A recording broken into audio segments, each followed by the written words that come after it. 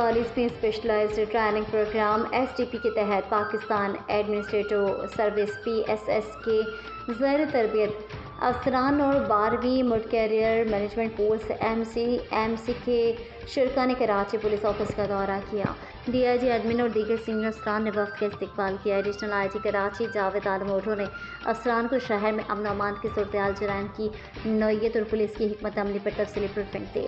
Additional IG Karachi Javed Alam Odho نے کراچی کو ایک میگا سٹی قرار دیتے ہوئے اس کی سیکورٹی چیلنجز اور دیگر شہروں کے مقابلے میں جرائم کی پیچیدہ نوعیت پر روشنی ڈالی۔